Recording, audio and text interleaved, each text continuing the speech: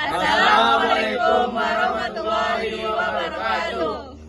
Dan kami akan menayangkan hasil presentasi kami yang beranggota saya sendiri, Muhammad Alfredo Rafael, Saya Rodi Suratan. Saya Lambe Jarsana. Saya Devin Rafael. Saya Luciana Jani dan saya Najwa Parasayu.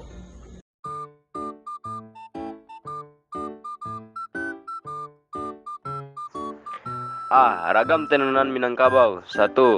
Tenunan songket pandai sike kain songket atau tenun songket Minangkabau merupakan identitas budaya yang memiliki ciri khas pada teknik pembuatan dan motifnya. Pekerjaan menenun yaitu proses membuat kain dari benang-benang tertentu menggunakan bahan dan alat sederhana. Salah satu kain songket Minangkabau yang terkenal adalah kain songket pandai sike yang ditenun dengan ciri khas benang emas dan perak motif SE. Ragam tenunan Minangkabau.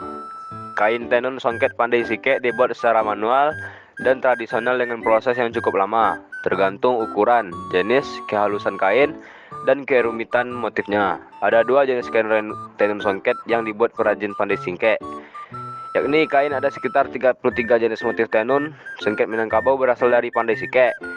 Beberapa motif khas diantaranya seperti sai kalamai, buah baloh, barantai putih, tampuk manggis, salapah, dan simasem. Meskipun begitu, 3 motif yang wajib ada dan menjadi ciri khas kain tenun songket pandai sike, yaitu batang pinang. Benang pakan diatur dan diletakkan di atas atau di bawah benang lusi menggunakan alat bernama teropong yang memindahkan benang dari kiri ke kanan atau sebaliknya.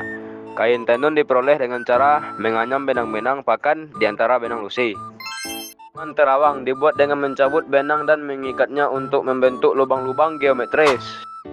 Bentuk motif. 1. Motif flora atau bunga kalua paku. 2. Motif fauna, yaitu itik dan burung merak. 3. Motif geometris, yaitu segi 4, segitiga, lingkaran, dan prisma. Alat yang digunakan. 1. Pamedangan untuk penyulaman. 2. Gunting pemotong benang. 3. Jarum patah menempelkan benang pada bahan. 4. Jarum panjang meletakkan bahan yang disulam ke lasu. Bahan. 1. Benang mesin. 2. Benang sore. Proses pembuatan itu dimulai dengan menyiapkan alat dan bahan, menempatkan motif di kain, mencabut benang sesuai terawang, mengikat benang sesuai motif, dan mengisi sesuai keinginan. Tenunan balapak.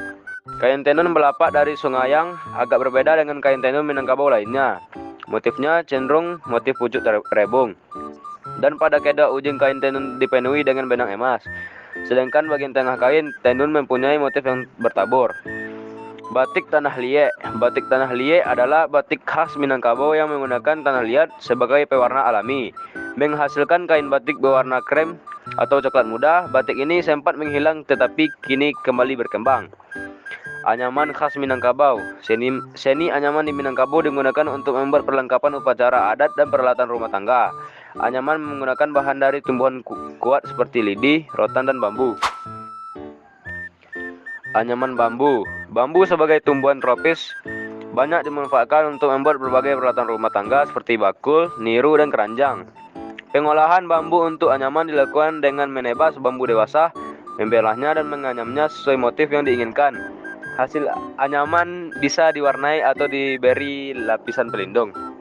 Anyaman pandan. Anyaman daun pandan biasanya dikerjakan oleh perempuan. Kerajinan ini telah berkembang baik dari segi teknik maupun kualitas. Anyaman pandan sekarang juga memenuhi kebutuhan pasar dengan produk seperti tikar, sumpit, dan bakul. Ukiran Minangkabau. Ukiran pada rumah gadang Minangkabau memiliki variasi bentuk yang dinamis, mengadopsi bentuk flora dan fauna. Ukiran ini didominasi oleh warna merah, marun yang dikombinasikan dengan warna lain.